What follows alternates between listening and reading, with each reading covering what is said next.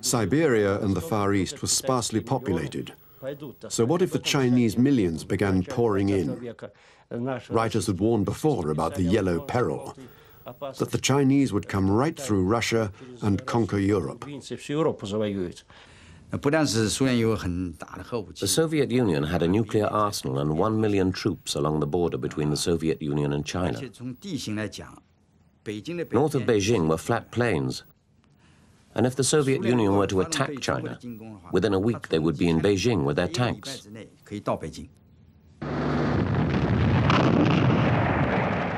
A battle was fought over a tiny island in the Ussuri River in March 1969. Mutual hostility was escalating dangerously. Our CIA estimated the chances of an iron bomb attack by the Soviet Union on China was 1 in 3. To show you how real that fear was. And meanwhile, by 1969, the Chinese were building at a furious rate these great, huge underground shelters in their cities. So there was a real fear of war that was building up.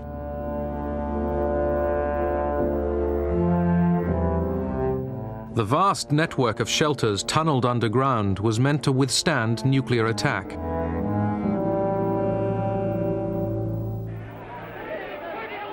In Moscow, Soviet crowds demonstrated outside the Chinese embassy. The Soviet press hinted at a possible nuclear war with China. I don't think anyone in Moscow had serious plans for a nuclear missile strike on China. It would have been madness. But there were people I met in diplomatic circles who said to me it wouldn't be a bad thing to hit the Chinese with a missile.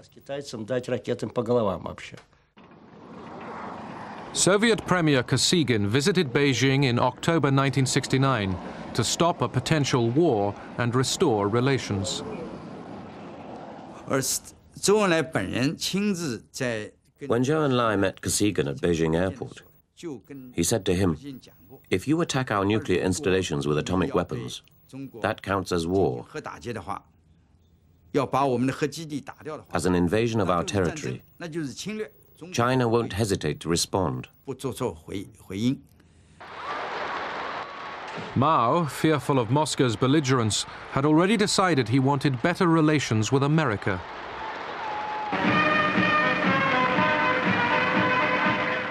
America's new president, Richard Nixon, although a lifelong anti-communist, came to a similar conclusion.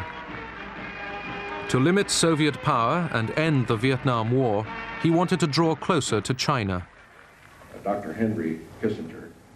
With his new national security advisor, Henry Kissinger, Nixon developed a foreign policy which exploited the hostility between the communist giants. It began to dawn on us, after we'd been in office for a while, that there were genuine tensions between Russia and China, and that probably the Soviet Union was the cause of the tensions and not China, which was the opposite of the idea with which we entered.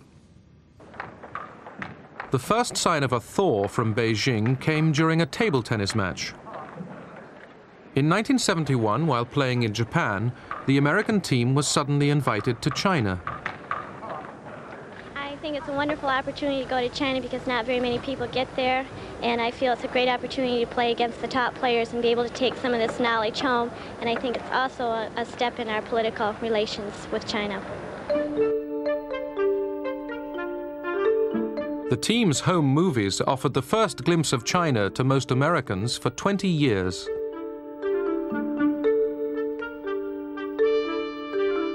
The scene was more disorienting because you would see slogans, signs every place, "Long live the unity of the people of the world," "Down with the U.S. imperialists and all their running dogs."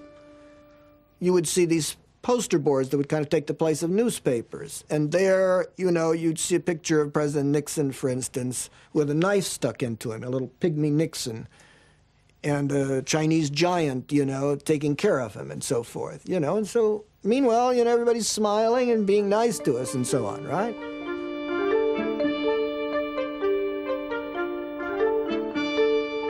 They've got this slogan, friendship first, competition second. And they very nicely, I think, beat us 6 matches to 5 matches.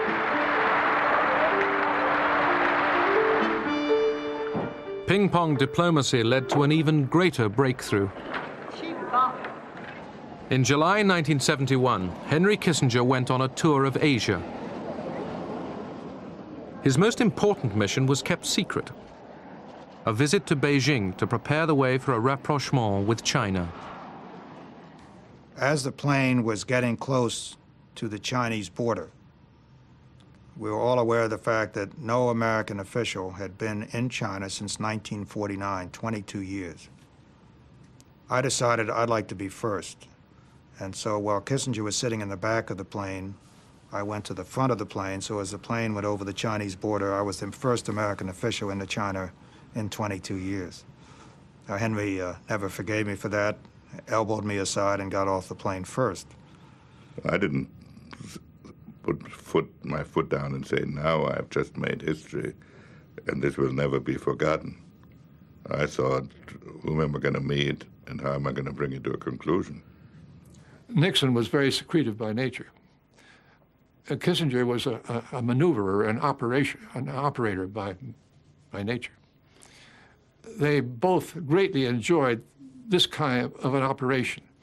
President Nixon, who was very decisive and very capable of making big decisions, was not, however, capable in overruling subordinates to their face. And therefore, he found it very, very painful. In fact, he found it, to all practical purposes, impossible to tell a bureaucracy, I disagree with you, and you will do it my way. He rather set up a back channel. Going through back doors and back channels and setting up some kind of a secret meeting that would make certain kinds of secret arrangements that were done behind the State Department's back, behind the back of everybody. And then be able to surprise the world with this announcement. That was great theater.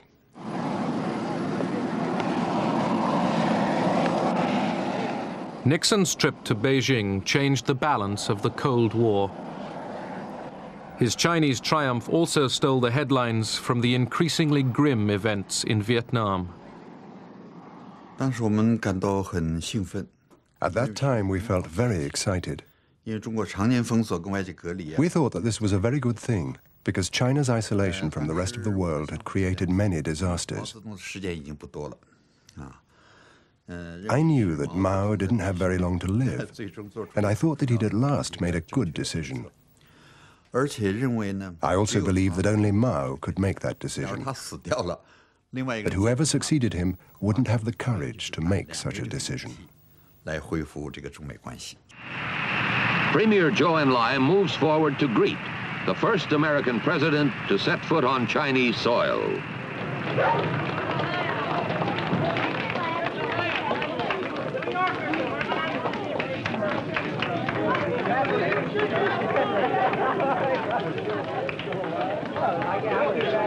East meets West as a handshake bridges 16,000 miles and 22 years of hostility. There are no welcoming speeches, no formal ceremonies, just a receiving line made up of Communist Party officials and the military band playing the Star-Spangled Banner. Nixon, the lifelong anti-communist, quoted Mao's own words. So many deeds cry out to be done, and always urgently. The world rolls on. Time passes. 10,000 years are too long. Seize the day. Seize the hour. This is the hour. This is the day. Peking newspapers, which had played down the Nixon visit, now give it front-page coverage. Dealers sell out as readers follow day by day the president's activities. Today, the president walks among priceless treasures from China's golden age. Among them, a pair of ear stoppers used by the emperor to keep from hearing criticism. Give me a pair of them.